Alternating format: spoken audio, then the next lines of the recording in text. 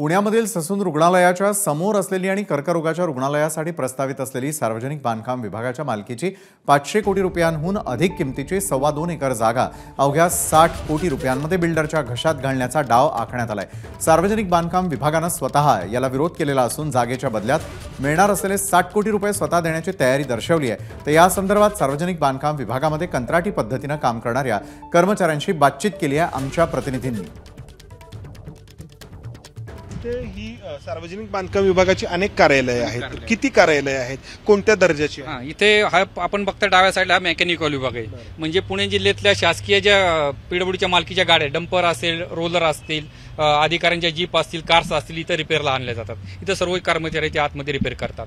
हा आपण इथं बघतात ते सासवड उपविभागाचं एक कार्यालय आहे। इथं जे बघतात सार्वजनिक उपविभाग क्रमांक 3 आहे। उपविभाग क्रमांक 3 असतात पुणे शहरातली जेवढीच पोलीस मुख्यालय आहेत, पोलीस हेडक्वार्टर आहेत, नंतर पोलीस परेड ग्राउंड असेल, शिवाजीनगरचं हेडक्वार्टर असेल, आपलं सीपी ऑफिस असेल, आता नवीन सीपी ऑफिस पण आपण बांधतोय। ते सर्व कामकाज या 3 नंबरमधनं चालतं। त्याच्या शेजारी स्वतः विश्वसर्व बसत ते 2 नंबर उपविभाग, त्यांच्या अंडर कलेक्टर ऑफिस असेल, औंधचं हॉस्पिटल असेल आणि नंतर SRPF अशी महत्वाची कार्यालय।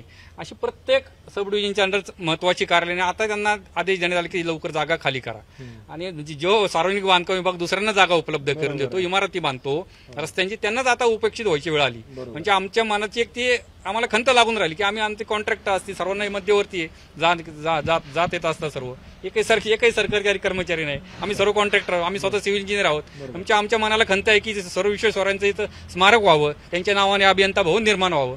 ठीक आहे, जे ते विकसकाचं जे असेल ते सार्वजनिक बांधकाम विभागाने उपलब्ध कागदपत्रानुसार असं दिसतंय की त्यांनी तयारी दर्शवलेली, त्यांना त्यांची मोबदला करून द्यावा। ते विकसकाचाही तोच मुद्दा मला विचारायचा आहे की कारण देण्यात आलंय की 60 कोटी रुपयांचा निधी MSRDCला दादा भुसे यांच्या मंत्रालयाला हवाय।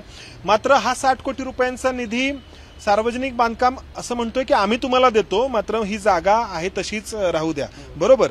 तरी ऐकत नाहीयेत दादा भुसे। असं दादा आता माहित नाही कोण आहे याच्या मागे, पण निदान आमच्या माहितीप्रमाणे की असं प्रकार चालले, पण तरी जागा खाली करा असं म्हणून त्यांना ते मागे लागले की लवकरात लवकर जागा खाली करा। सर आमची इथे एवढीच मागणी आहे की सर विश्वेश्वरांचं स्मारक इथं झालं पाहिजे आणि जसं बाकी लोकांसाठी पुण्यातल्या इथं कर्करोगाचं इमारत, इथं कर्करोगांच्या रुग्णांसाठी इथं शासकीय एक हॉस्पिटल इथं झालं पाहिजे, एवढीच आमच्या सगळ्या पुणे कॉन्ट्रॅक्टर्स असोसिएशनच्या अभियंत्यांची आणि पदाधिकाऱ्यांची मागणी आहे। ABP माझा, उघडा डोळे बघा नीट।